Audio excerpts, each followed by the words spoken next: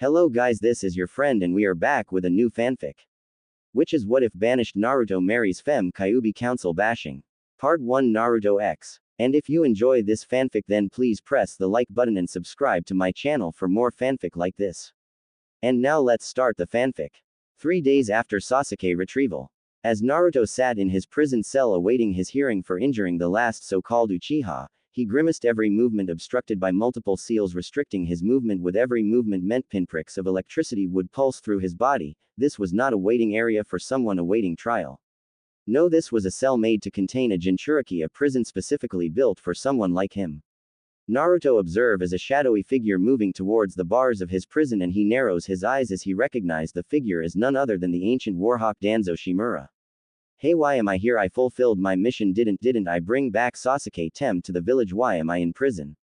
Danzo smirks and answered, the mission was for you to bring young, honorable Sasuke-san back safe and sound. Who gave you permission to break his arm and leg? He even has a number of broken ribs because of you. What do you have to say for yourself, demon brat? Huh, you are nothing but useless space. Naruto smirked and suddenly burst out laughing. Ha ha ha, wow, is that the best you can do, you old one-eyed mummy? You'd go for such low blows by calling names? Oh, Counselor Shimura, I thought you were the master of manipulation. Oh, come Mr. Yami no Shinobi. If you think that can get your kicks by making me angry, you got another thing coming, he said between his bouts of laughter. Danzo grit his teeth then quickly smirked. Your dreams will never come true. Not anymore. Hiruzen may have protected you, but not anymore. After this trial is over, the best you can hope for is total banishment from the village, so keep laughing, demon brat. Soon you will be without friends to help you. At worst, I'll have you executed for your crimes against the last Uchiha, he said. Naruto just continued to snicker and finally managed to say in a straight voice, what gives you the right execute me? Mummy Tem, I've read all the Konoha laws, and just in case you tried to have me executed instead of exiled, I can always ask the Hokage to choose the punishment I deserve. And last I heard it was Tsunade Senju, not Danzo Shimura, that was Hokage, so kiss my, you old bastard. Danzo glared at the bound young man in front of him and smirked. Too bad, because of the Kyuubi attack that is no longer possible. The law. Now the council can veto the Hokage's decisions, even as important matters as exiling a shinobi. And besides, all of the clan heads have all joined my side, and soon the law forbidding the older population will be removed, so count your days of living, demon brat, because now, because of the Kyuubi attack, your days are numbered. Even as we speak, the clan heads are telling their children about you and your secret. Naruto glared at the conniving old man in front him, trying to figure out to come out of this situation alive, and hoped beyond all hope that his friends and comrades would view him as he was and not what he contained, especially that one person that he had sacrificed so much for, someone who he had known since his days in the orphanage and a few months beyond. Naruto cried, hoping for the best, but considering his treatment all through childhood, he was expecting the worst. I hope for the best, Tenten. Lee, I hope both of you have a better life without me. Meanwhile,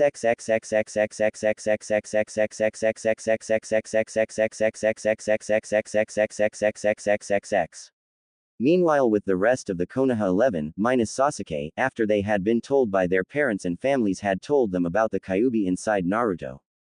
The Konoha 11 were meeting to discuss what was recently revealed to them earlier in the day about their supposed comrade Naruto Uzumaki and his dirty little secret. Although unknown to them, they made it so much of a one-sided story that it made Naruto himself seem like the most evil person in the world without actually asking Naruto's side of the story. I can't believe how troublesome that demonic blonde had become, said a pineapple-haired Chunin mumbled. Ha, that was the only way he could defeat me in the prelims. He had to use his demonic power to defeat me. Bastard demon fox made lose my chance at being Chunin, said a boy with wild hair and fang-like triangle tattoos on his cheeks. Cha, I knew that Dobi wasn't special, it's just its demon powers helping him fight, like in the finals against Negi and that other monster Gaara. Oh, I swear that I'll kill him for hurting Sasuke-kun, said a pink-haired girl.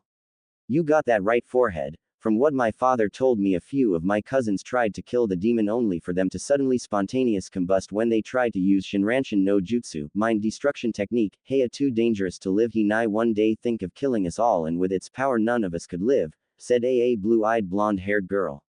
It is illogical to try to comprehend how the third Hokage willingly let the demon stay in the village. He should at least been exiled. Why do I believe this is a logical choice? If we destroy its human disguise, wouldn't the demon retaliate against us? The best the council can do is to seal away the demon's chakra and throw him out to die, said a tall, glasses-wearing bug user. That chakra shroud that he used during the R fight in the finals that washes demon power without its power it is as weak as a civilian. The only reason I lost was the demon used its power to heal itself from my Jukin gentle fist, he cheated me of a victory. It was fate that he will be exiled, said a arrogant pale-eyed boy. Don't worry, munch, our parents, are all in the council they'll make sure that the demon is exiled at least. I still can't believe we actually believed that the demon was our friend, said a fat boy who couldn't stop eating. I'm sorry Naruto-kun I don't have the strength to defend you. I'm sorry I'm such a coward, thought a pale-eyed girl as she listened to the conversations around her. But out of all this group 2 of the Konoha 11 actually supported Naruto. Both had known him for a very long time ever since they were orphans growing up they knew all there was to know about Naruto both of them even figuring out who Naruto was actually related to but kept it to themselves their names Rock Lee and Tenten Higurashi.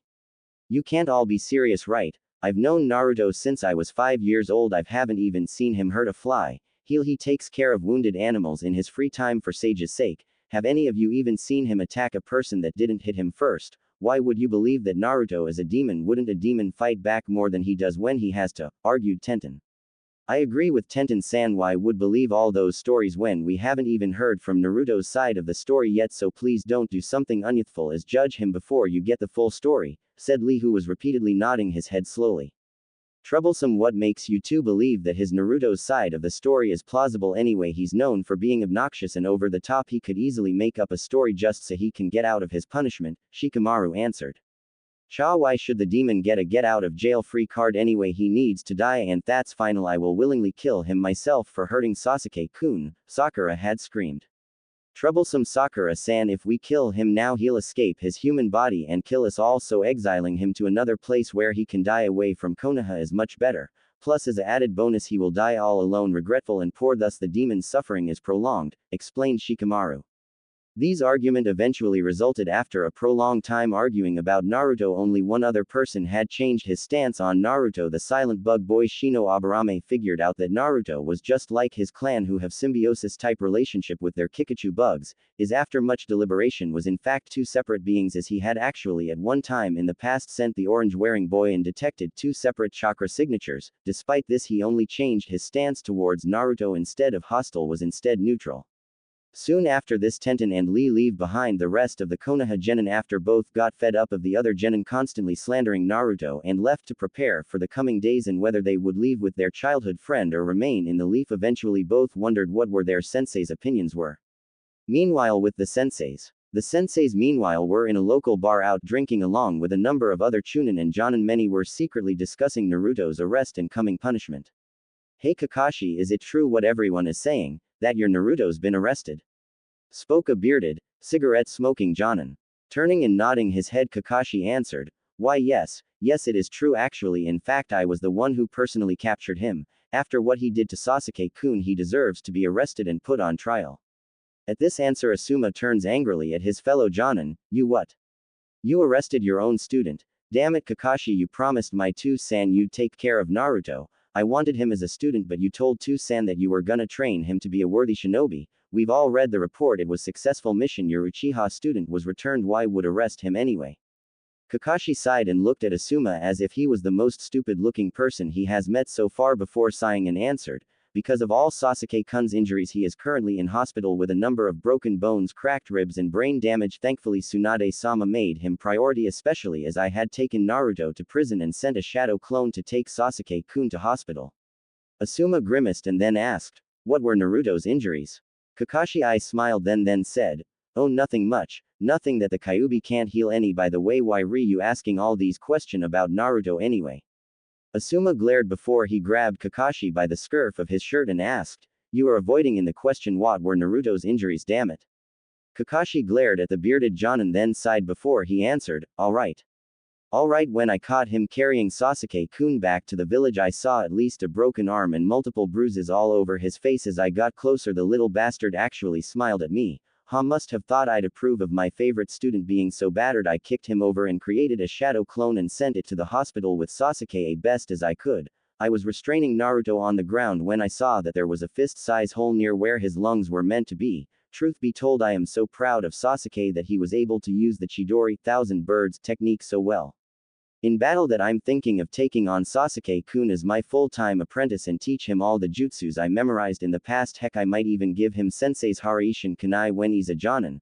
Oh, that would be the most happiest day of my life, to be a former sensei to a future Hokage. And Sakura, well, she's asking to have an apprenticeship with Tsunade-sama. I have no doubt she will accept. The more Asuma heard, the more he got angrier and angrier. Before he took a deep breath before he calmly asked, "What about Naruto? What is he gonna do in the future?" Their conversation was noticed by many bar patrons who began to listen intently to what Kakashi was about to say, but mostly because many of them wanted to have more reasons to hate Naruto. Once again Kakashi I smiled at Asuma, not really noticing the killing intent that was starting to leak out like a small flood, before putting his hand to his chin in a thinking pose, thinking about how to answer his question. Before finally he said, "Naruto, well. Naruto. Huh, well, his skills are 0 to none. Really, the only reason that I actually took him as a genin was because I needed to use Naruto as an incentive to get stronger. I was really expecting him to get killed during his first C-rank mission after much D ranks and team exercises. I hoped that Naruto and Sasuke-kun would be friends, and Naruto gets killed, then bam, Sasuke-kun has the Sharingan. Ain't that perfect? But well, he survived. Then I signed them up for the Chunin exams once again, thinking Naruto would get killed by one of the better genin. Once again he survived like a cockroach that refused to die. He came out alive after the second exam, then came to the 1 month for training. That little shit actually had the smugness to ask for training from me just because he had passed the preliminaries. Of course I refused train him, so I just got Ebisu to do it. I told him to do the most minimalistic training as much as possible so he could work on his chakra control. Ha. I actually knew he had a Gogyo Fuin seal on him. It was just funny hearing him get repeatedly boiled alive. Hopefully he would drop out of the finals so he wouldn't cause me and Konoha embarrassment, but no, Jiraiya-sama had taught the stupid brat Gama Kuchio's no jutsu, toad summoning technique. He was given a summoning scroll. Can you believe that that summoning scroll should go to Sasuke-kun? Not that no-name orphan, he doesn't deserve it, and I still believe he doesn't deserve it. I hope Naruto gets executed, then finally we can have our peace with him dead. No more a chance of kyuubi. From what I heard, he even used the kyuubi's chakra against Neji and Konoha. He was using that disgusting power to fight a Konoha ninja. I decided right then and there that I will kill that brat if he's exiled. If not, I will be his executioner. Asuma stared at this person in front of him, thinking on whether to just stab him to death or to beat him to death. How dare he? His father had put his full faith in him only to betray his trust. His father trusted Kakashi with Naruto, believing that he will do right with training him. Instead he finds out that all of the training with his team was just so his star student could get his fucking pretty eyes. Ever dangerous mission was just so he can be legally be killed without the Sandaime Hokage knowing. Just as he was about to take a swing at this disgusting example of a man somebody nobody expected done the deed for him, a man that nobody expected, Konoha's own green beast Maida guy had used a haymaker to send his rival flying across the bar. The look on his face clearly showed how pissed he actually was at the moment, as instead of usual jovial self his face bared a scowl that could scare cages, and considering that guy can go toe to toe with Kakashi in a battle of strength, he was probably the most strongest of all the shinobi present, thus going to rescue from an enraged Maida guy was absolute suicide. Kakashi got out of the human-size hole he had created upon impact after being punched by his rival, glares at the man only to receive a glare that clearly said, "Just try doing something, you son of a bitch." He quickly stopped glaring at Guy and asked, "Guy, what was that punch for? I thought you'd be more supportive of your friendly rival." Guy actually growled at that statement before he answered, "I've known you since childhood, Kakashi. I know everything that I need to know to defeat you. I know who was your sensei and who he had a relationship with. Because of that, I even know one if the most best held secret of Konoha.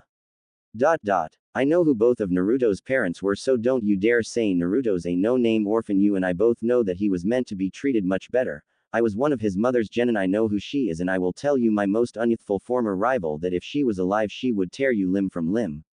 The only reason that I'm not gonna say her name is because of the fucking unyouthful law that says we can't say his parents' name in public, but right now I don't care anymore. None of you respected his parents' wishes because all of you believe those fucking unyouthful bag of bones that call themselves our elders over Themno. Then ahem, Naruto's mother's name is. Don't you fucking say it, Guy, or I swear I will stick a Chidori into your chest. Like I give a shit, my Kakashi. Ku. Guy, I'm warning you. Guy, stop this, it's against the law.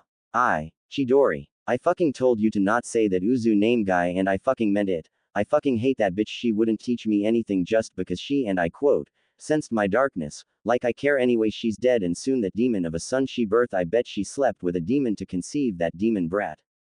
This of course resulted in Guy beating Kakashi half to death. Then a stupid civilian, not liking how Guy was supporting the demon brat, had attempted to smash a bottle on his Guy's head. It did hit, but Guy, already enraged, swiftly punched the civilian into a crowd of his friends until suddenly the shout of "fight" resulted into a all-in bar brawl which lasted 15 minutes. By the time the Anbu had arrived to break up the brawl, the bar that the fight started in had been completely demolished and lay in a pile of rubble, and the brawl had spilled out into the street, where even the locals, finding out the reason for the fight, had joined in as well, turning a bar brawl into a full-scale riot. When peace was finally restored, at least 20 shinobi and kunoichi were arrested, and another 100 civilians were also arrested in the relation to the riot. When questioned by the interrogators at T.I. department, that had given the same answer: Guy started it. Maida, Guy and Asuma Sarutobi were also arrested, although when the Anbu had found them, Asuma was somehow able to use his high wind chakra affinity to literally create an air guitar and was strumming an awesome solo, and Maida, Guy had found a working microphone and boombox, singing while constantly batting away any rioters that tried to attack him while singing the song Welcome to the Jungle. By the they had been subdued, Maida, Guy had severely injured a number of Anbu through head injuries because of Maida, Guy using the microphone stand he was using as a bludgeon against arresting Anbu, while Asuma caused a few cuts and bruises due to Asuma somehow channeling chakra through his air guitar. Whenever he'd started strumming, it would release chakra blades and balls of wind in random directions, hitting anything in its path. Now many would ask, where the hell is Tsunade-sama when you need her? In truth, she herself is incapable of calming anyone down, because due to unanimous vote by all three councils, Tsunade was impeached for giving permission to kill the last Uchiha and was actually currently under house arrest. Flashback: the day Tsunade Senju was meant to return to her Holage duties. As Tsunade was on her way to the Hokage mansion to rest to prepare to do her Hokage duties, thinking of one Naruto Uzumaki, she was expecting him to come to the hospital after the Sasuke retrieval mission, but she had not seen him 2 days. Thus, after she was going to call Kakashi to inquire where Naruto was, when she was informed that she had been ordered to attend a full village meeting concerning village security. How dare they? She was the Hokage, the leader of this village. The council has no right to her around. Oh, she's gonna beat the shit of counselors for this. She was about to walk into the council room when she heard the ending of a discussion. Meanwhile, in the council room, so we are all agreed then the demon brat will be punished for harming Uchiha-sama, and Kakashi will be rewarded for rescuing and arresting the demon brat, said one voice. What about Uchiha-sama? Shouldn't he be rewarded for attempting to kill the demon brat? Said a voice from one of the female counselors. We can reward him something that is not only beneficial for Uchiha-sama but also the village as well, said the only female Silage Eldar, Kaharu Udatane. At this, Danzo gave them the answer. How about the CRA, Clan Restoration Act, complete with anything in the village he wants, like for example, the 4th Hokage's mansion? It's empty, no one's living in it, and he'll be happy for being given a former Hokage's mansion. This suggestion was met with cheers and many nodding heads. At this, Tsunade had heard enough and promptly kicked down the door to the council room. All the counselors all looked at her and then quietened down before Danzo began to say, Tsunade Senju, we called you here 15 minutes ago. What reason do you have to be late for such an important council meeting? Tsunade glared at the one-eyed mummy and answered, what is this that I just heard? You counselors had arrested Naruto without charge. We did have a legitimate reason to arrest the boy. And pray tell if so honorable council was the reason. At this, a obese councilman known run child trafficking behind his more legit massage parlors stood up and, as if to lecture a child, how dare speak to us like that, Senju? We the council have unanimously decided to allow Kakashi to arrest the demon brat under grounds of excessive force and endangering the life of a clan heir, and finally assault of a loyal leaf shinobi. Suddenly the air around the room suddenly dropped, as if the air itself had turned to ice, as Tsunade had unleashed her uncontrolled killing intent into the room, causing many civilian counselors to pass out due to intolerance to such high amounts of killing intent directed at everyone in the room. The shinobi and elders fared better than their civilian counselors, as each released their own killing intent to try to counteract Tsunade's own, failing badly. While the elders were used to it due to fighting in 2 great wars and leading in another, Danzo was firmly gripping his cane while Kaharu had her hand to her mouth, while Homura had suddenly pulled out a scroll and started drawing on it. So yeah, they were handling the killing intent pretty well. This lasted for about a minute before Danzo had had enough and thumped his cane on the wooden floor to catch everyone's attention. It had broken Tsunade's concentration, causing her killing intent to dissipate, thus allowing the civilian counselors to wake up from their killing intent-induced mini comas. Tsunade swiftly snapped to Danzo before saying in an ominous voice, what gives you the right to imprison one of my shinobi when I specifically gave Naruto permission to use extreme force if necessary? Maybe it wasn't clear enough to you. I am the Hokage, not you. Troublesome but not anymore. Tsunade snaps her head towards the voice who is revealed to be Shikaku Narajanan, commander of Konoha. What do you mean not anymore? Huh, how do I make this any clearer so you can understand? Shortly after the Kyuubi attack right before Sandaime-sama was reappointed, the council made a number of new laws. One of them was the authority to judge a shinobi if the shinobi in question in the eyes of the council had overstepped his or her conditions for their missions, but only if the whole council votes that the shinobi in question had broken the law. Tsunade actually started glaring at the man, her eyes figuratively boring holes into his head, but Shikaku, actually ignoring the glare Tsunade was sending him, continued his explanation. So thus we unanimously voted that Naruto would be charged for endangering the life of a clan heir and, like my fellow councilman had said, excessive force in attacking a loyal leaf shinobi. Just as Shikaku was about to continue, Tsunade suddenly appeared in front of him, grabbed his head, then with her legendary strength slammed his head into the table, shattering the wood and giving Shikaku more scars than he already had, though these ones were less scars from battle but scars caused when he underestimated a Sannin with strength to destroy mountains, also rendering him unconscious for the rest of the council meeting. This outburst caused the shinobi members and Anbu to draw their weapons, but one look from Tsunade that literally said, "Just try, you bastards," which made many of them become uncertain that attack an enraged Sannin in an enclosed space would mean that they'd die en masse instead of scaring the Sannin from releasing their Jonin commander before they could charge. A loud tapping of a cane was heard from the front as Danzo was angrily trying to stop more bloodshed in the council room as he was shouting, "Order! Order, everyone return to your seats so that we can continue this meeting," and Tsunade let go of Shikaku-san now. "That's an order." At this the shinobi and Anbu had calmed down, but Tsunade remained glaring at everyone in the room as she took a few calming breaths before finally moving towards the Hokage seat before somebody asked, Tsunade-san, what are you doing?" "I am the Hokage, am I not? So I have to sit at the Hokage chair, don't I?" Didn't anybody tell her?" Tsunade stopped and looked around once again before she said, "Tell me what?" Everyone in the room looked at each other trying to see who would be the one who would tell her the news. Unsurprisingly enough, one of the elders decided to say it. Homura, who pushed his glasses up and turned to Tsunade and said, "Another law we passed was the authority to impeach a Hokage who we as the council believed was doing a unsatisfactory job, but also if our authority as the council is not consulted about, especially for extremely important missions such as the Uchiha retrieval mission. When you gave the order to use excessive force, you passes the boundaries we the council approved the Hokage to take. So at this moment, Tsunade-san, you are under house arrest, meaning you can receive visitors but you can't leave your home until we the council say so." Tsunade nodded grimly but slowly, not believing her sensei had allowed the council to literally, in her opinion, turn the formerly esteemed position into nothing but a figurehead position. Then suddenly something dawned on her. "During my house arrest, who will be the Hokage?" All of the councilors all turned their heads towards one man, Danzo Shimura, who grinned like he had won 1,000,000,000 yen in a lottery.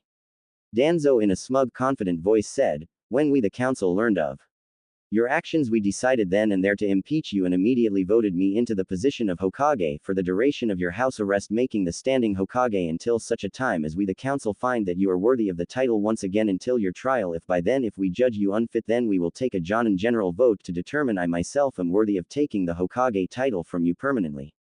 "Damn you, Danzo." "Damn I. No, Tsunade, damn you. If you hadn't given permission for that brat to injure Uchiha-sama, you wouldn't be hospitalized. Now then, Anbu, serve your new Hokage, take this disgraced woman from my presence." At this, a dozen Anbu member appeared and grabbed Tsunade using chakra suppressors, stopped her from using her super strength technique, was dragged out kicking and screaming. Tsunade suddenly called out, "Wait, what about Naruto? That boy is a danger to all of Konoha. We the council will most likely exile the boy due to the fact that we do not have any Uzumakis present other than the demon boy, so we will add permanent chakra suppression seals on his body and then let the Akatsuki have him in the wilderness." Once this was said, Tsunade decided to then berate the council one final time. "You bastards, you scum of the earth traitors, what about Minato's and Kushina's wishes? Will you spit on the grave of a cage? After all they've done for you, you aren't the people that they died for. You would kill their only child for your hatred. What did this one-eyed bastard offer you to betray you friends?" The first to answer back was the usually stoic Hiyashi Hyuga, who was at this moment sporting a arrogant grin spread across his face. "Senju, do you think I'm afraid of you, that you can shame us into feeling ashamed of ourselves? You want to know something? I hated that blonde-haired bastard. He took the Hokage position from me, so yes, I hate them both." Suum clan head to the Inuzuka clan also answered back, "Ha, are you all hearing this? The great Sannin Tsunade actually cares for the little demon. I haven't had this kind of joke in years." At both these answers the whole council start laughing, ignoring the still angry Tsunade, who was led away to her clan compound with Shizune in tow. End flashback. So thus for the past few days Tsunade had been under house arrest while Naruto had been imprisoned for several days with no medical treatment whatsoever. She had not even seen or heard from Jiraiya for at least a week since the retrieval mission had ended, and she hadn't had any contact from outside her compound other than Shizune, who herself wasn't under house arrest, was the one giving Tsunade information of the deteriorating situation in the village, including the bar brawl turned street riot and the surprising singing talent Maida Guy actually had, and also found the opinions with the members of the Konoha 11 being surprised that Tenten and Lee were the ones that supported Naruto, although after reading Naruto's file it was revealed that these two were in fact fellow orphans and childhood friends of Naruto, which had impressed her enough of thinking of making Tenten her apprentice instead of Sakura. She was also worried about Naruto and his upcoming trial, and wondering whether Naruto would be exiled meant that Naruto wouldn't be able to defend himself against Akatsuki as was standard with exiled shinobi. She decided then and there that she would gather all of Naruto's secret supporters after getting rid of the Anbu guarding her for a meeting to figure out a way to rescue Naruto, allow him to at least escape the village with his chakra network intact.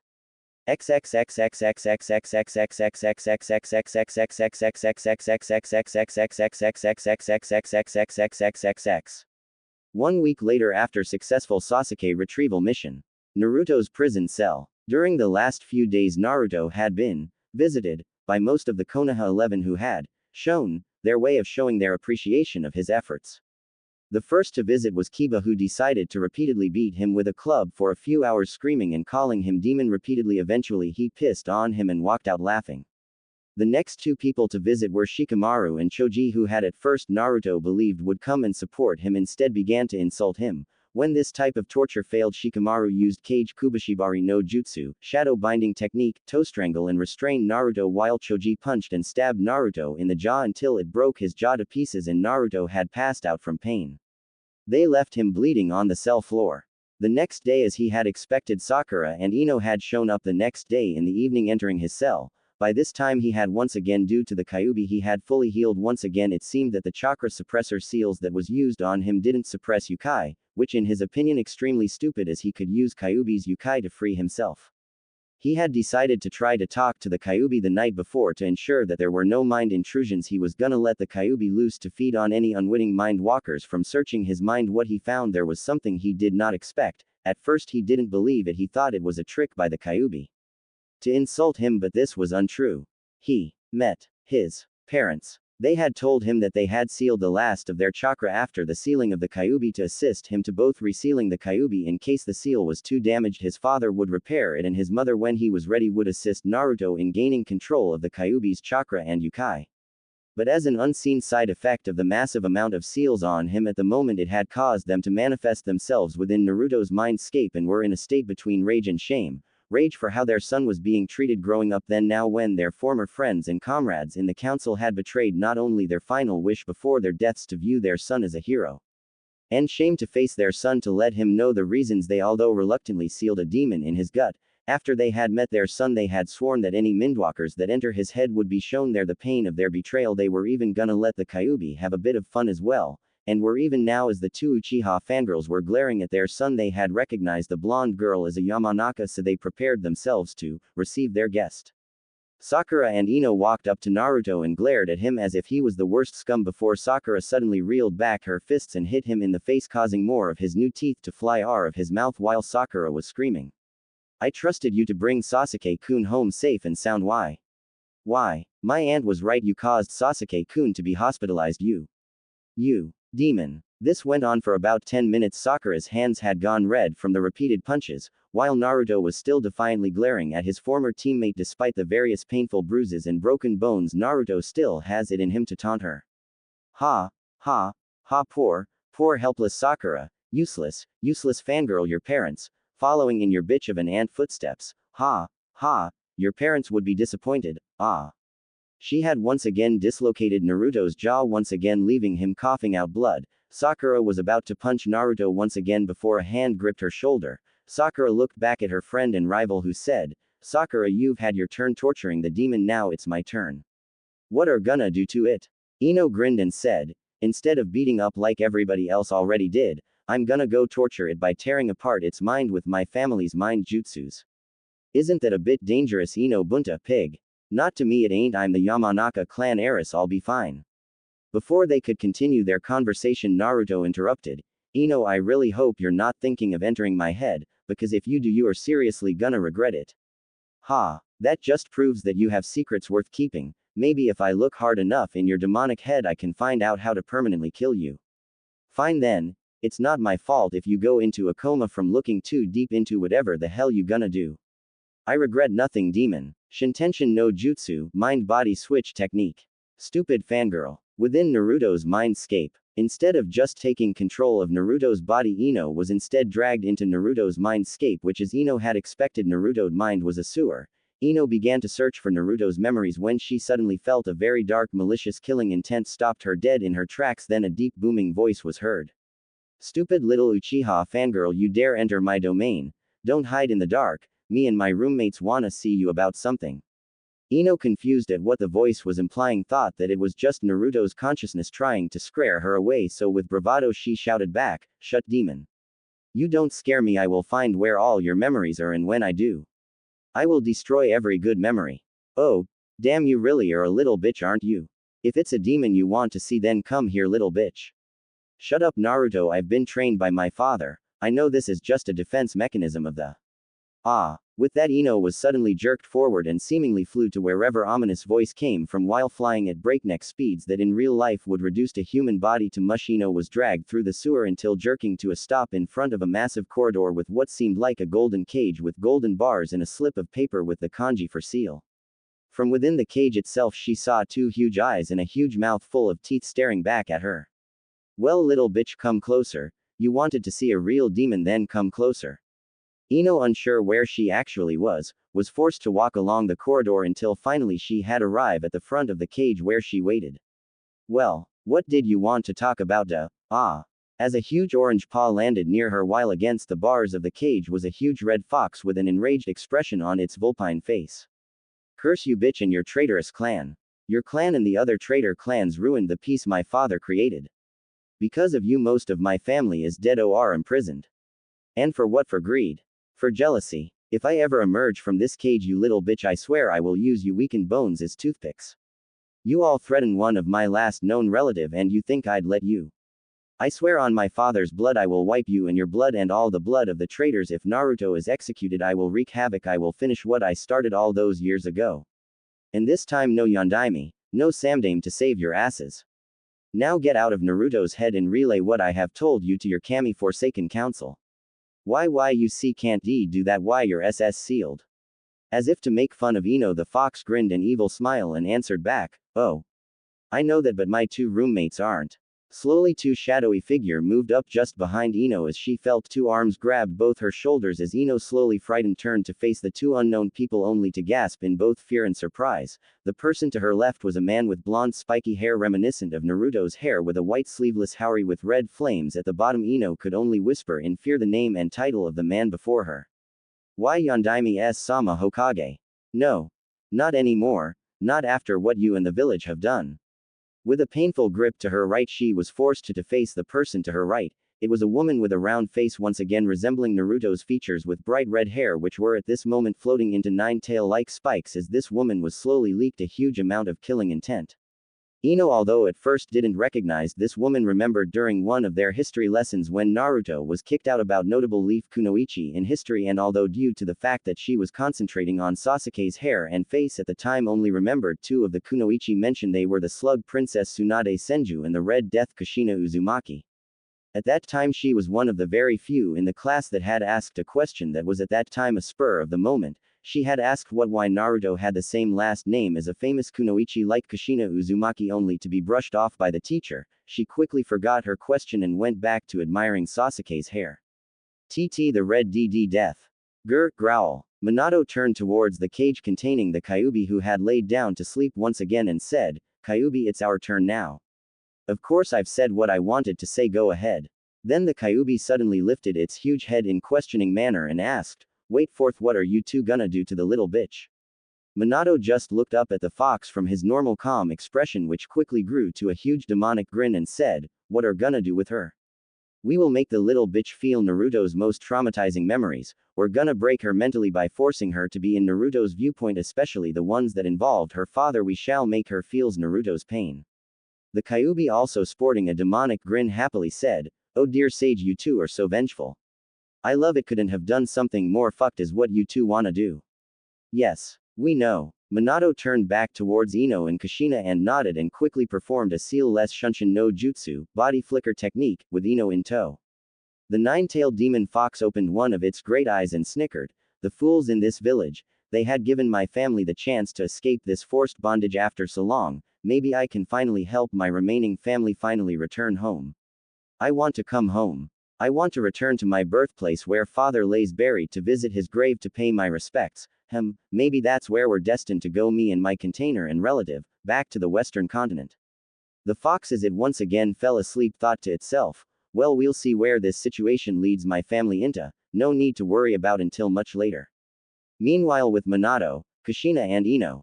When all three had arrived at their destination, Naruto's memory room, Kushina threw Ino to the floor, injuring Ino's broken shoulder further, with Ino trying to crawl away in an attempting to escape the angry legendary shinobi, only to receive a foot to her back, effectively stopping her from moving. "Where do you think you're going, little bitch? Did you think that we'd let you crawl away from us? Did your family let Naruto go when he tried to escape from mobs?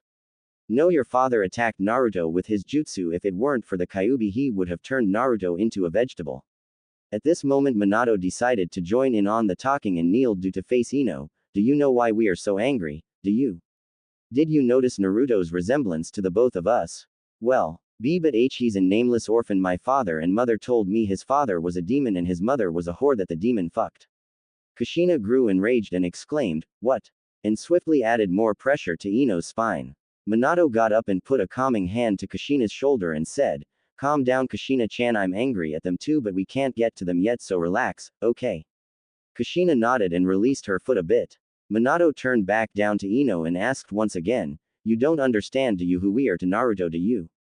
I thought that you were here to control the demon, so why? Why are you doing this to me? You should be helping me, not hurting me." Minato face-palmed and said, "We, and I mean me and Kushina, are here to control the demon, but it's not to hurt Naruto, it's to help him use Kyuubi's power. Beside, what parents would both of us be if we didn't care for our son's well-being? Why, you're the demon's parents." Kushina lifted her foot and Ino, at first feeling relieved, was suddenly kicked across the room, landing against the wall, where Kushina moved quickly to grasp Ino by the neck, slowly choking her. Kushina said, "My son is no demon. Do you understand me? Can you get it through your thick fangirl skull?" Kushina moved her head closer to Ino's and said, "Do you want to know a secret? Your mother was the whore, not me. She only says things like that because she was one of my husband's fangirls. Your mother was a failure of a shinobi. She didn't even pass her genin tests, so she quit along with Kazashi Haruno's sister Saikiri an. I'll explain later at the end of the chapter. They both got in their collective fangirl heads to start sleeping with high-ranking council members. Eventually, your bitch of a friend's aunt eventually fucked her way into a council seat, and your mother grandfather on her wedding day. You're probably the result of that." Kushina let go of Ino's neck and left her gasping for air on the floor. When Ino found her voice, she asked, "Why? Why are you telling me this? To make you understand that you shouldn't listen to a like your mother. Now then, on to what we were gonna do to you." Ino looked at both of them nervously before Minato answered, "We are gonna force you to relive Naruto's worst moments in his life. You will experience every rock, garbage, fist and feet that had ever injured our son. You will feel all his emotions that he felt, his despair, his loneliness. You will feel every attempt to end his life with his own hands. You will feel yourself being burnt alive on his birthdays. You will feel his betrayals of those he was meant to trust. We shall show you who the true demons are. Every night when you sleep, you will remember every second of it. When you close your eyes, you will hear his cries, feel his tears. You wanted to destroy our son by destroying his mind. Well, we're gonna do it to you. Oh, yes, my wife will even put a seal on you that will kill any Yamanaka Mindwalkers that try to heal your mind. Our forms will manifest and kill them. You will never heal to the final days of your life. You will remember the sins of Konohagakure no Sato against our son." Minato turned to his wife, who nodded and summoned a number of chakra chains out of her back to restrain Ino. "Now then, let's begin." Within the seal, after Ino is forced to experience Naruto's past history, dropped to the ground in tears, having started scratching her face, which left 4 thin lines of blood from sheer stress from viewing what in her own opinion was the most horrifying experience she had seen. In an attempt to keep her calm, she closed her eyes only to receive a vision of her father killing one of Naruto's female friends by disembowelment amid Naruto's pleas and her father, laughter. Ino bolts upright and starts mumbling, "No more, please, no more, please, I don't wanna see anymore, I don't wanna to, please, please someone take it away, I don't wanna see anymore, please." She was doing this while crying on the floor. This was the scene that Minato and Kushina came upon, a crying girl repeatedly moaning to herself. Kushina decided to nudge the girl with her foot and said, "Bitch, calm down, hey, we can't send you back out if we don't give you our final instructions, so calm the fuck down now." Ino had immediately flinched back, nodding desperately with her face clearly showing the multiple scratches running along her face, her eyes bloodshot from all tears she had shed. I'll be good, please, no more, please let me go home, please." Kushina smirks, then asked, "Now that you had seen our son's life, who are the true demons?" "Well, our son or Konoha. Answer me. Now. IIKK Konoha, so much pain, so much pain." Minato heaves a sigh and puts his hand to his forehead and mumbles, "Ha, Kushina-chan, I think she couldn't take being in Naruto's shoes, huh, little girl?" Yes, Yondaime-sama." Minato nods, then gives her instructions to Ino. "First, when the trial for Naruto begins, you will warn them what will happen if Naruto is killed. Me and Kushina-chan have added a seal to the kyuubi which will stop anyone from being able to reseal kyuubi, so that means that if he is killed, kyuubi will be released straight away the second of his death. A second seal is an anti-mind control seal, so no Sharingan can control kyuubi anymore. It also means that he won't have areas on to attack anyone after the Kyuubi destroys Konoha for all its sins they have committed against our family. Tell this to your council. If Naruto dies, Konoha will be destroyed. Not one person will survive. All will die, even the women and children will be killed, not even the animals will survive. By the time it's over, Konoha will be reduced to a crater of melted glass.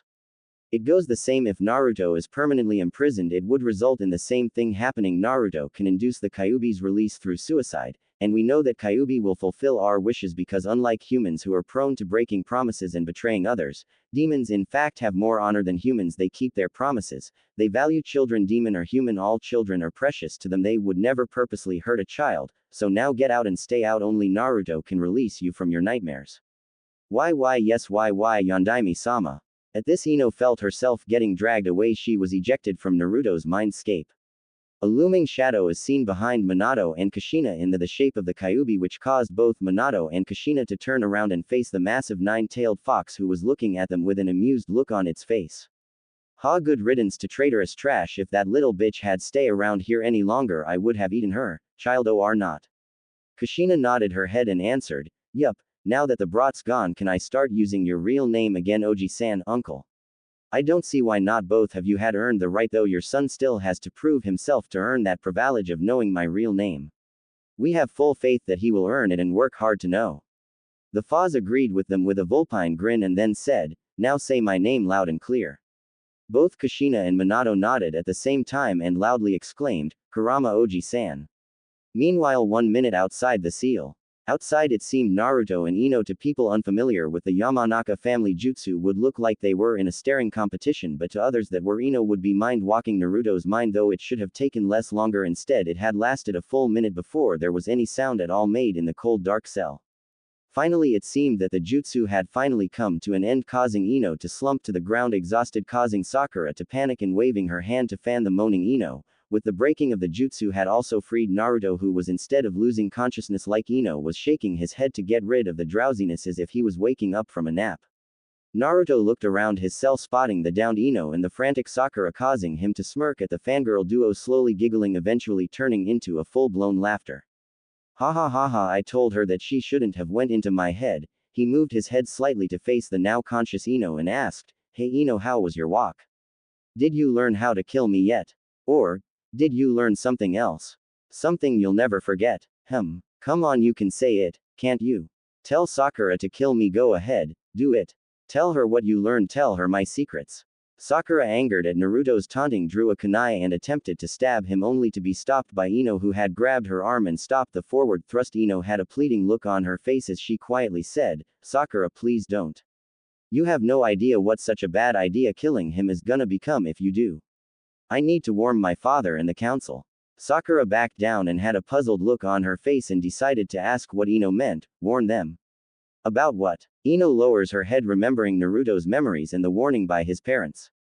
To her, if Naruto dies, Konoha will fall. What do you mean by that? I can't tell you, I'm forbidden. By who? Please Sakura, I can't tell you, just believe me, do not hurt Naruto or everyone in the village will regret it. Sakura humphed in frustration and nodded. Alright then, fine, have it your way. I still don't believe you though, the demon must have messed with you head. Sakura, if you found OIT the things I know, you'd feel ashamed about. Naruto being imprisoned isn't the worst that has happened to him. Humph. Alright, let's go tell your dad about it, then he'll decide what to do with the information. Ino briefly closes her eyes and receives a vision.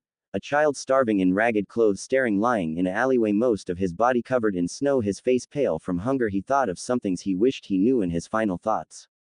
Ka-san, mother. Tu-san, father. Would you have been proud of me? Or would you have shunned me like the rest?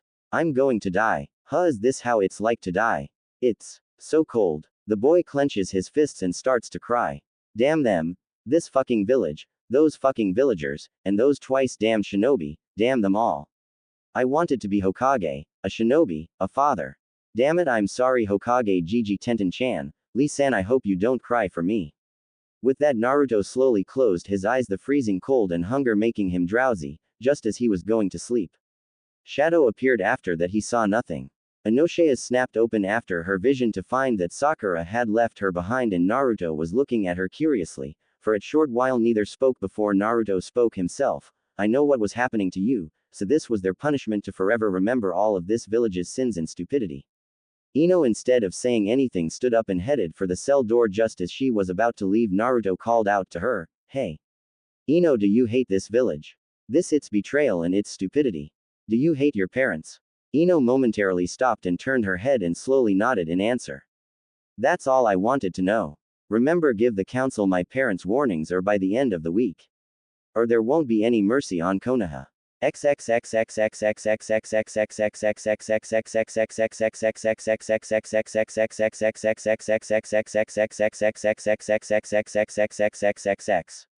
Meanwhile, in the Senju compound. During the last few days, Tsunade had been searching for any of Naruto's supporters, using Shizune to send word to gather as many of them as possible to try to free Naruto before he gets his chakra sealed and or executed. The results were a small but very strong group of shinobi. At least a whole Anbu team led by Yugao Azuki, who she later found out were actually the decent protection detail of Naruto's Darinef, his childhood, along with Weasel Itachi, and Crow Shisui, until through. The council replaced them with Kakashi's Anbu team, who were viewed by the third Hokage as a bunch of child-hating sons of bitches, who were later sent on several suicide missions by the third Hokage, decimating the team to only Tenzo and Kakashi Hatake. Many being under the third Hokage were buried gleefully by Yugao's team in unmarked graves all over the elemental nations, some of the missions being rigged by the third Hokage from the very beginning. His secret reasoning: I don't trust Kakashi's team. They, in the most somewhat chance that Naruto does become Hokage, would probably stab Naruto in the back, and I'll be damned if that were to happen. The other Jonin that supported Naruto were of course Asuma Sarutobi and Maida Guy, who have been vocally expressing their support for the past few days, getting into fights repeatedly with both shinobi and civilian. Asuma's support of Naruto actually started when Naruto had been during his lonely days and had at first blamed Naruto for his mother's death, but after his father had taken him aside and asked Asuma to observe Naruto during the day to see what his life was really like. The results of that day actually was one pivotal in Asuma's decision to join the 12 Guardians. Out of both shame and anger against the village, it only got worse when he figured out who Naruto's parents actually were. This assumption being confirmed by his father, secretly he swore to return to the village only when Naruto became a genin so he could be his sensei, only to be beaten by Kakashi, who went straight to the council to supersede his father in team compositions. Maida Guy's support came from finding out that his adopted son Lee was in fact friends with Naruto in the orphanage. He himself held no prejudice towards Naruto, so he had every time when possible got Naruto and Lee to play together, and soon meeting the third and only female friend, and once again another orphan newly adopted, Tenten Higurashi, and her adoptive father Ryu Higurashi. Despite what a large amount of their fellow shinobis and neighbors say, they still viewed Naruto as a boy, nothing more, nothing less. Although on occasion, through once again the machinations of the three councils, he was forbidden to help Naruto during his birthdays under pain of torture and death of his adoptive son, he later had found out that the Anbu squad that were meant to protect him on his birthdays were led by Kakashi Hatake, who would, as evidenced, ignore Naruto's pleas from help and sometime even joining in on the beatings, putting a huge strain on their rivalry friendship. Only one Tokubetsu Jonin had joined, which was Anko Mitarashi, former student of Orochimaru of the Sannin and also called the Snake Whore of Konoha. She had sided with Tsunade after the council had announced that Sasuke Uchiha was eligible for CRA Clan Restoration Act, due to being the last of his clan, with additional information being that all of Sasuke Uchiha's council-arranged marriages were now in full effect. She had ended up in an argument with her now former best friend Kurenai Uehi, who had willingly agreed to become a member of Sasuke's growing harem of women. When Kurenai politely suggested she volunteer, Anko slapped her and was about to beat her friend when Asuma stopped her, spoke to her about the plan to escape from Konoha. Anko herself didn't have anything against Naruto and even admired his courage even when faced with death by the councils, and she only had to think about it for a few seconds and then readily agreed. Several Chunin also lent their support, most prominent being Iruka Yumino, Katetsu Hagane and Izumo Kamizuki, and a number of somewhat background Chunin who were a lot more open-minded than many other. Sadly, only 2 of the Konoha 11 were in support of Naruto. These were 2 longtime friends and fellow orphans, Tenten Higurashi, adopted daughter of a blacksmith, Ryu Higurashi, and Rock Lee, both having sworn an oath to one another to support each other as family. Tsunade had expected Hinata Hyuga to come in support of Naruto. Instead, she had learned that her father had put under house arrest and attempting to negotiate an arranged marriage for his daughter and Sasuke Uchiha, with the civilian council attempting to do the same with Tenten Higurashi, but fortunately Ryu Higurashi had told the council to go fuck themselves, although they kept persisting, using threats and outright assaults to get him to agree, only for those thugs sent to intimidate him being sent home with smashed in ribs or coming home in body bags. Got his point across, he'll die first before he forces his adopted daughter into a forced marriage. Along with this was the grandson of Hiruzen Sarutobi Konohamaru Sarutobi, his 2 other friends choosing to side with their grandparents, Udon Mitokado, grandson of Homura Mitokado, and Moegi Udatane, granddaughter of Kaharu Udatane, both being quite young, had been easy to manipulate, causing the group to fall apart, once again leaving Konohamaru without companionship. The only civilians that were present within the group were the Ichiraku family and Ryu Higurashi, further saddening Tsunade at so few civilians were in the group showed how little the civilian population actually cared for Naruto. This whole group was currently meeting due to certain screw-ups by the council allowed Tsunade to choose which team of Anbu she wanted to keep her under house arrest, so yes, somebody was seriously very negligent or stupid. Those that didn't know about Naruto's heritage were told within the group. Surprisingly, it seemed that Tenten and Lee actually already knew by just plain reading books or reading old defunct bingo books on names and dates of death of people with the name Uzumaki, or just staring up at the Hokage mountain then looking at Naruto they would see the resemblance. A number of Chunin actually broke down into tears at failing their old leader and immediately swore to rescue Naruto even if it cost them their lives. There was actually already a plan of action to rescue Naruto, the first step being Naruto is immediately rescued from his jail cell and taken into the Namikaze compound with Tenten, Lee and Konohamaru until the coast was clear. During the chaos, Tsunade would retrieve the forbidden scroll of sealing and take it to Naruto to study, and the whole group would flee after they had contacted Jiraiya and meet at safe point, and then flee to one of the countries that view Naruto as a hero and eventually gather a large number of allies to reconquer Konohanga no Sato. They had all decided that this plan would be enacted this evening, on the same day when the guards were weakest, and hopefully by the next day the village would have been thrown into chaos, weakening the guards and patrols in the council attempt to quell the chaos. The whole group would flee in the coming chaos with Naruto safely hidden.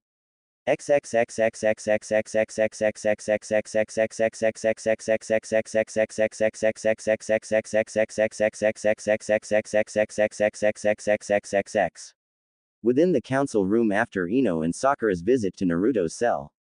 The whole council had been gathered at the urgent request of Ino Yamanaka concerning village security. Many believed that she had finally found out a way for them to permanently kill the demon, so of course everyone came to the council room running excitedly despite preparing feasts after the demon was executed or exiled. When the council members arriving saw Ino Yamanaka and sitting solemnly in the middle of the council room alongside a annoyed-looking Sakura Haruno. After around a quarter of an hour later, the council room was full to bursting with the clan heads having brought their clan heirs to the meeting, and even the newly awakened Sasuke Uchiha had been brought to the meeting in a wheelchair. The civilian councilors bring a number of their children as well. If one were to look at this spectacle, it would seem like a circus show ready to start. Finally, the Hokage and the 2 elders had arrived, causing everyone to bow in respect. As the room was filling, Ino thought of what she had found out, and as she looked at all the smug faces in the room she felt a huge urge to vomit. She had seen many these people in Naruto's memories, every single one of them guilty, all of them child abusers, rapists, pedophiles, murderers. It made her sick to be even breathing the same as them. Danzo, wearing the Hokage hat, got the whole room to quiet down by beating a gavel and exclaimed, "I, Danzo Shimura, incumbent 6th Hokage, hereby begin this emergency meeting of the 3 councils of Konohahakure no Sato at the request of Yamanaka clan heiress Ino Yamanaka. Now you may all be seated so that we can begin this meeting." Danzo turned his head. Ino, meeting eye to eye with one of the most heinous sinners in Naruto's memories. "Miss Yamanaka, you have called us all here because I received word from Miss Haruno that you mindwalked the demon's mind for weaknesses. What have you to report?" Ino stood up and took a deep breath and in a loud voice said, "Honorable councils, I, Ino Yamanaka, have indeed mindwalked Naruto Uzumaki's mind to probe for any weaknesses. It was a partial success." Shikaku Nara, still in bandages from Tsunade's recent rage episode, asked, "What do you mean partial success?" Ino turned to look at Shikaku. Even in bandages, she could still remember his face from one of Naruto's memories, where he and a number of shinobi had attacked Naruto and a number of other street children and had used one of his shadow jutsus to capture one child, a girl, and he used his shadow to strangle the girl in front of Naruto, who had been captured by a number of Nara. While smirking, she could still hear his voice in her head, "Troublesome demon brat, you have polluted this girl with your demonic presence. Now because of you all have to cleanse her by killing her. Sorry little girl, but demons don't deserve to have any friends." She could still hear Naruto's screams in her head even as she looked at him. "Well, when I entered his mindscape, I immediately came into a contact with an unknown voice demanding why I was in there. At first I thought it was one of Naruto's mental defenses, but then it forced me to come to it. I was dragged to the location of the voice where I." Homura looked at her when she paused. "Where you what?" "Yamanaka-san. Where I encountered the 9-tailed demon fox." With her statement, the whole room burst into chaos, everyone screaming and the clan heir looking extremely confused and doubtful.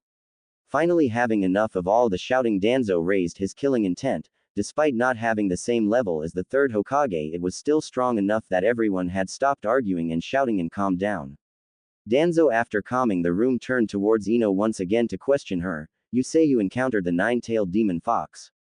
Then Yamanaka-san, how are you still alive?" "When I encountered the fox, it was in a gated area. It couldn't reach me due to some seal on the gate that stopped it completely. It did manage to attempt to attack me with one of its paws though, while banging its head against the gate in an attempt to attack me."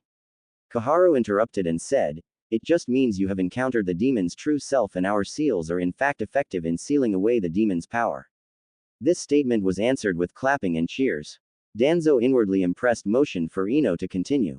"After this I encounter the 2 guardians of the seal." Choza Akamaiki decided to interrupt. Ino turned her head to face another of the secret traitors. Within Naruto's memories, Choza, whenever he finds out that Naruto has a new pet, orders his clan other than Choji to capture Naruto and his pet. He forces Naruto to watch as they eat his pet alive. Another secret he keeps is he has a room full of pelts from Naruto's pets: 3 cats, 4 dogs, and 7 puppies and dogs, and even 1 giant tiger cub from the Forest of Death. "Who were the 2 guardians, Yamanaka-san?" Ino curtly shook her head and refused to give names. "I am sorry, Akamaiki-sama, but the guardians themselves have done a number of things that ensured that I cannot speak their names. After much interrogation, they released me after they ordered me to send you all a message." Hiyashi asked curtly. "Well, what's the warning then? Don't waste our time with suspense." Hiyashi Hyuga, a so-called noble clan head, half a clan of slaves, the other a group of masters. Within Naruto's memories, Hiyadi and a number of main house members had hunted Naruto and some street urchins he had befriended. When they were captured, he forced Naruto to watch as he used Juyuken strikes to the heart to cause all his friends' hearts to burst. She remembered after that they had beaten Naruto within an inch of life and then proceeded to urinate on him. For this insult alone, Naruto's parents swore that if they were ever revived, they would rip out Hiyashi's eyes from their sockets before pouring molten silver down his throat. Ino nodded stiffly and answered, "The guardians of the seal were displeased with how Naruto was mistreated, decided as a form of retribution gave the kyuubi a number of seals that makes it impossible to control or to seal away into another vessel. This would occur in 3 scenarios. The first scenario is in case of imprisonment, he can use the kyuubi's yukai chakra to commit suicide. The second scenario is if his chakra network is sealed away, it would automatically activate a seal that would release the kyuubi once again into the world. The third scenario is if Naruto is executed, not only would the kyuubi would be released, the guardians themselves would also be released and will murder anyone present during Naruto's execution, if the kyuubi hadn't already." This caused a large number of gasps and a number of people who were drinking water to spit out the water in a stream, followed by screaming and crying. Inoichi Yamanaka asked with a shaking voice, "Ino-chan, why are the guardians of the seals so concerned for the demon?" Inoichi Hirtu-san was another of Konoha's secret monsters. During Naruto's childhood, he attacked Naruto, who was with a number of other children, including many girls with members of his clan. Why wheel to sell them, of course. Unknown to common people, the Yamanaka clan had a share in a child prostitution racket that operated out of their flower shops, selling very young girls to sleazy old rich men. In this memory, he and the clan hunted Naruto and a small group of his friends. It wasn't long before they were captured and he was forced to watch as the Yamanaka took turns assaulting one of his female friends. When it was over, the rest of his friends were dragged away, leaving him alone. When he begged to be told where they were being taken, Inoichi answered, "Where all whores go." Ino curtly answered, "Well, to-san, this was the only thing they allow me to say about them. They said they were his parents." Sum suddenly screamed, "What? That's impossible, demons don't have parents." This woman sent her ninkin to maul Naruto to death only for her personal ninkin Kuromaru to lose an eye from an angry Naruto and from the heavily wounded ninkin's rambling, and Naruto had eaten his eye out of sheer desperation and rage and just a large bit of hunger from malnutrition. Since then, Kuromaru would purposely avoid Naruto lest Naruto rip out his other eye as well. Ino shook her head sadly, "It's true. And they are very angry. If Naruto is killed, they will rise from their graves and kill everyone." Then Ino promptly left the room amid a very uncomfortable silence. This silence was broken by a distant explosion originating in the Anbu prison. What the hell is happening? Are we under attack? Hiyashi activated his Byakugan. "Danzo-sama, it's coming from the demon cell, sir." Danzo immediately gave his orders. "Hiyashi, Sum, get your best trackers, we are gonna find those demon-loving traitors and execute them." Sum and Hiyashi at the same time, "Sir, yes, yes sir." Shikaku was stuck at the door. He called back to everyone in the room, "The doors are jammed, we can't get out, Danzo-sama." Danzo sat back down and huffed, "Forget it everyone, I've got a plan B in case of the demons escape." With this, everyone calmed down and just waited as the disorganized shinobi and Anbu were running around like headless chickens.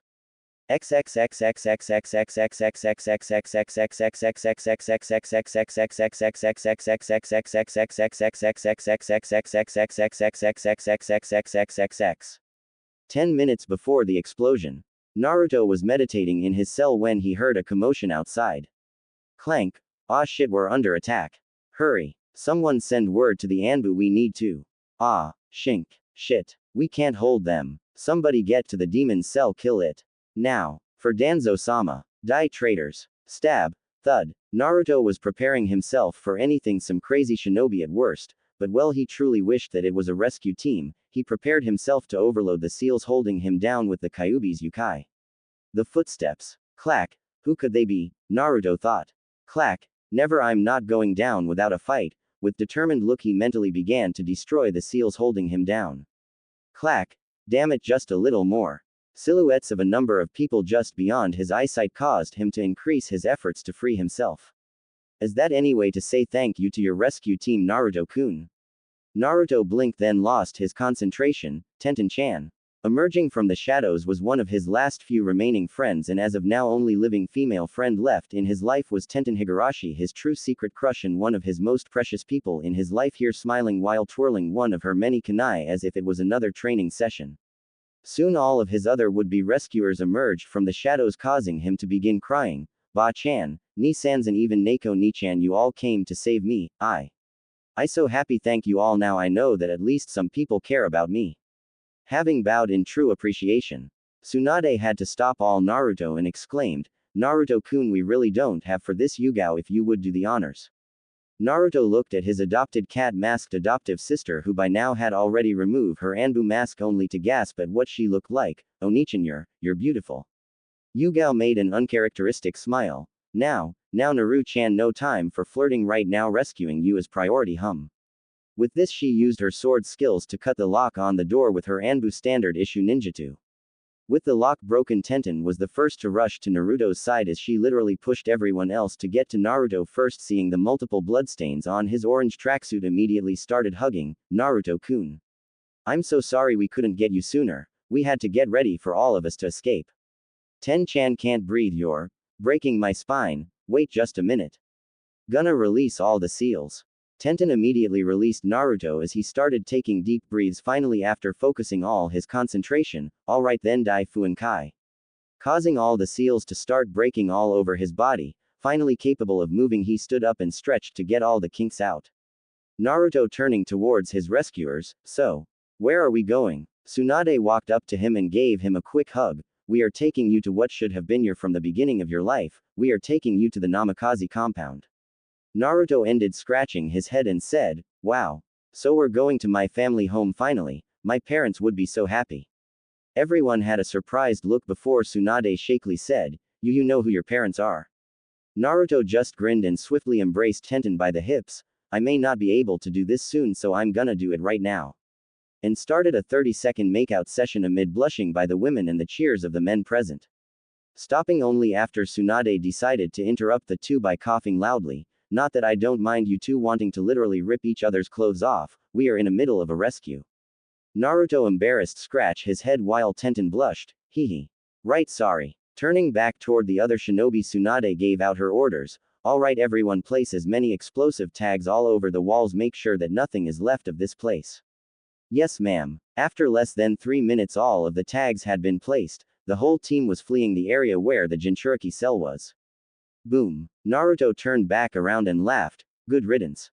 Several minutes later in front of the Namikaze compound. Naruto and the rescue team had after several minutes arrive at the front of the Namikaze compound after receiving mental instructions to put his blood on the Uzumaki symbol on the gate, which acted as a blood seal and preservation seal. At the same time the gate had opened to a overgrown garden which must have during his parents' lifetime been beautiful. After making their way inside, once again due to a blood seal on the door, everyone was ushered to the lounge room area to discuss further planning. Tsunade sat on a couch and looked at everyone. Alright, good job everyone, the first phase of the plan was a complete success. Now the second phase of the plan is to wait until tomorrow as everyone gathers what they want to bring along on our exile. I have also received word that Jiraiya will be meet with us at Kanobi Bridge in Kusagakure. Alright, here what we'll do, Naruto, I want you create as many clones to gather everything in this house and everything, understand? Naruto nods his head rapidly in understanding. Good boy. Now Tenten, because you and Naruto seems hell-bent on ripping each other's clothes off, you'll be inscribing storage seals all over Naruto's body for all the things in this house. Oh, and don't faint, Naruto has to be but when you put on the seals. Tenten blushed and nodded her head as well. Tsunade turns her head toward Rock Lee and Konohamaru. You two will remain here with Naruto and Tenten. We're gonna seal the compound from the inside so no one notices that you are in here, okay? Tsunade turns back to all the other shinobi. Everyone else stay low until we leave tomorrow, understood? I will be sending you all slug summons to signal phase 2. Naruto got a curious look and asked, what are you gonna be doing, Bachin? Tsunade grinned a mischievous smile. Oh, I'm gonna do the same thing you did. I'm gonna steal the forbidden scroll of sealing and trading it for a fake scroll full of yaoi porn. Bachin, that is so devious. Pure fucking genius. Then Naruto remembered something important. Wait, Bacchanal, what about the Uzumaki mask temple? Ka-san told me I had to get a very specific mask from the temple and keep it on me. Is it alright to go and retrieve it? Tsunade thinks for a few moments, then nods her head in agreement. I'll lure you go, but only when you have done all the things I have ordered you to do. Is that understood?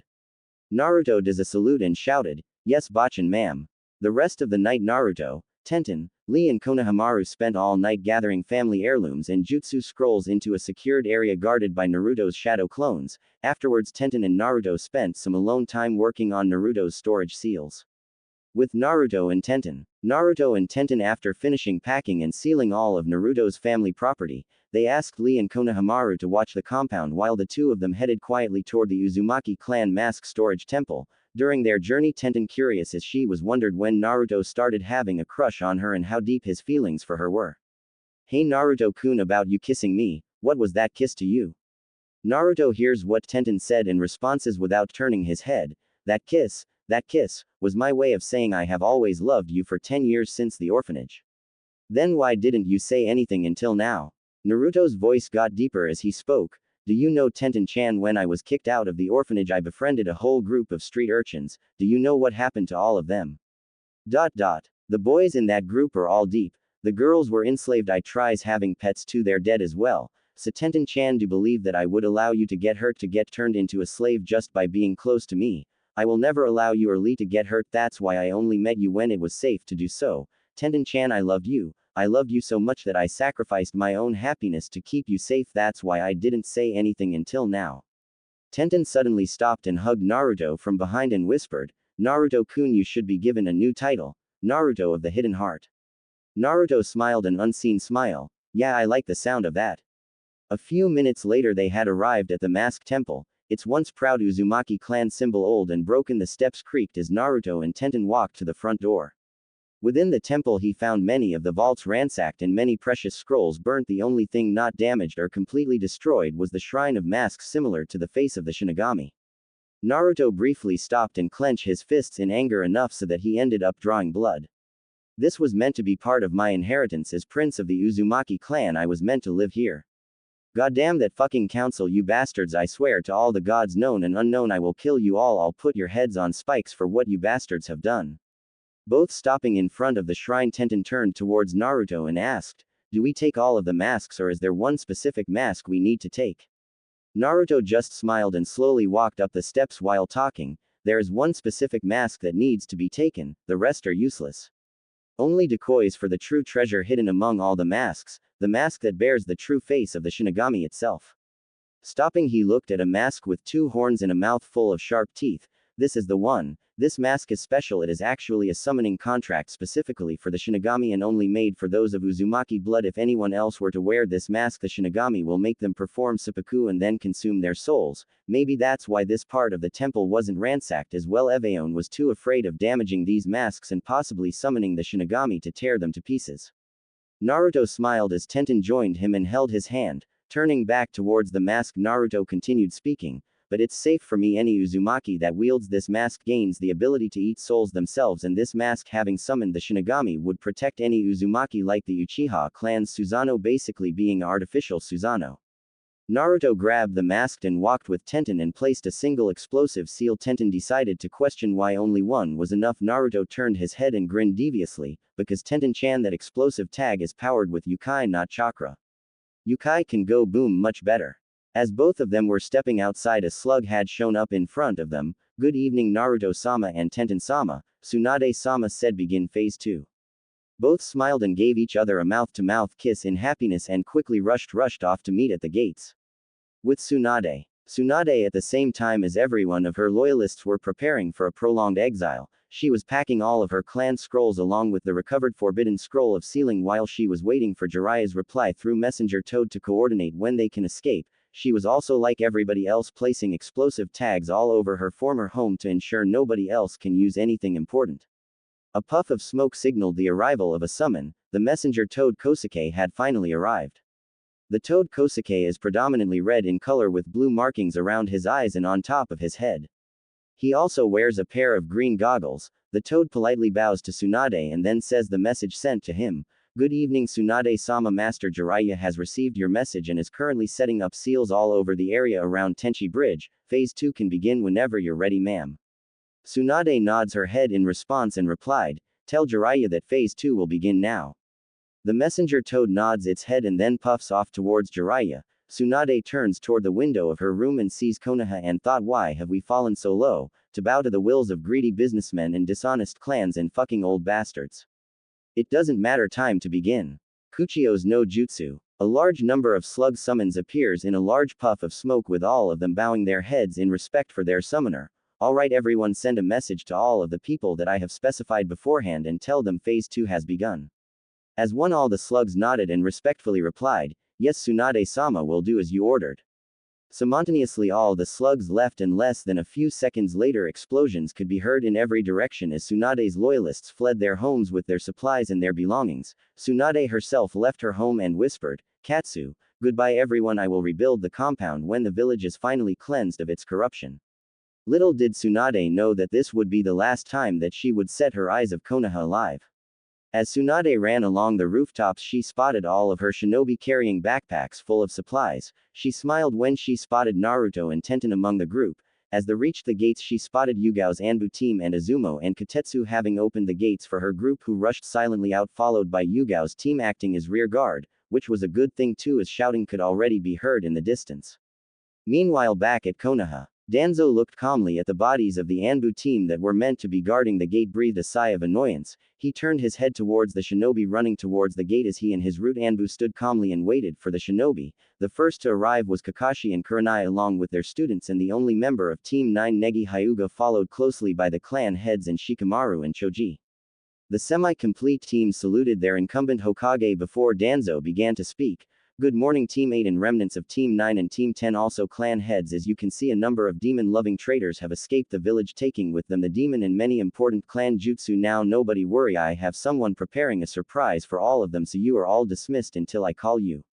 As Kakashi was about to leave as well, Danzo stopped him and gestured that he wanted to see him in the Hokage tower. Quickly arriving, Danzo gestured to a seat in front of the desk as Danzo took a deep breath, then began to speak. Now Kakashi, I have known your father for a very long time and have always respected him, and I also know about your wish to kill the demon for the death of our beloved fourth Hokage, so now I am giving you a chance to attempt to do so. Danzo reaches for a folder and hands it over to Kakashi. The information within the folder is as follows. SSS rank assassination and retrieval mission. Team. Determined by the team leader along with 200 root anbu provided by incumbent 6th Hokage Danzo Shimura. Objectives. Elimination of all traitors to the leaf bounty to be paid with proof of death. Retrieval of all stolen properties of Konohagakure no Sato, e.g., clan jutsu scrolls, weapons and family heirlooms. Retrieval of any possible semen and egg samples from Naruto Uzumaki and Tsunade Senju if achieved extra bounty. List of all assassination targets. Tsunade Senju aka the Slug Princess rank, Cage level. Naruto Uzumaki aka the Demon of Konoha rank, Chunin level. Asuma Sarutobi no known alias rank, Jonin elite. Maida Guy aka the Green Beast rank, Jonin elite. Yugao Azuki aka Cat rank, Anbu captain. Enko Mitarashi aka the Snake Princess rank, Special Jonin. Uruka Umino aka Dolphin rank, Chunin elite. Azumo Kamizuki aka Eternal Chunin no. 1 rank, Middle Chunin. Katetsu Hagane aka Eternal Chunin no. 2 rank, Middle Chunin. And Extra Chunin or Genin eliminated or capture will result in higher pay. Note. All assassination targets will be paid for in full as commissioned by the Honorable Three Councils of Konoha and the Hokage. Kakashi looked at the folder and then back at Danzo in disbelief until he stuttered, "You're actually allowing me to do this, to lead a force to kill the demon and all the demon-loving traitors?" Danzo nodded. "Well, considering that one of your targets is Sanin and another is a demon made flesh, I think sending you my root isn't enough really. That's why I'm letting you choose more members that can help you even further." Kakashi in understanding nods his head and gets another question. Shimura-sama, how do we know where to find all our targets? Good question Kakashi, I have an insider within their group. This person has told me that they will be meeting in Tenchi Bridge near Kusagakure. May I please know who my insider is? Of course, come here.